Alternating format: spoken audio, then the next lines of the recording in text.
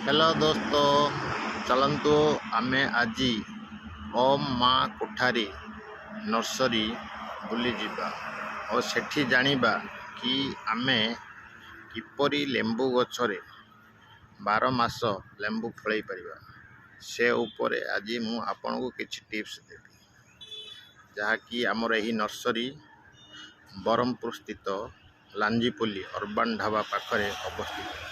जदि मो आज आपण को ये इनफॉरमेशन देबी लेंबू गछ उपरे, जदि आपण को वीडियो भल लगे ताले वीडियो को आगु को देखिए। धन्यवाद। हेलो दोस्तों, आज आमे जानिबा कि लेंबू गछरे केमिति आमर वर्ष सारा लेंबू भरपूर मात्रा आसीबो ताहा विषय रे मु आज आपण को तार टिप्स आपको देखो। ये आमर छोट छोट गछरे केमिति 2-3टा लेखे लेंबू 4-5टा एपरी सब लेंबू गछरे लागी करी अछि।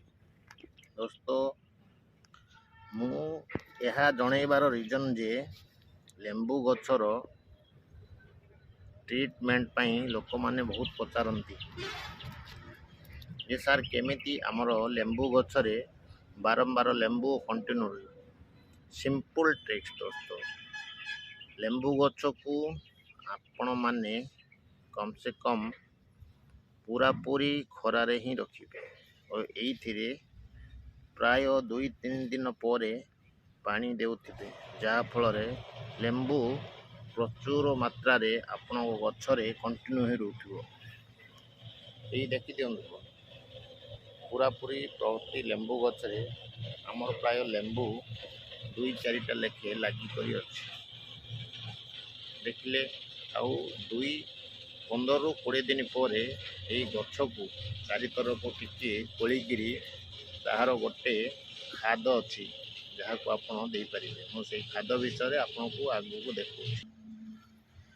ये होची बोन मिल ऑर्गेनिक फर्टिलाइजर, ता सहित आपनकर ये अच्छी नीम खली, देन ये होची हमरो मस्टर्ड पीडिया। ए तीनोटी जाको मिक्स करी करी आपण 20-22 दिन रे प्रति लेंबू गछरे 2-3 चामच आपण देउथिबे और माटी सुखिले पानी देउथिबे, जहाँ फल देखिबे आपण लेंबू गछरे कंटिन्यू फल आसुथिबो। वीडियो जदि भल लागे वीडियो को लाइक एंड सब्सक्राइब करंतु।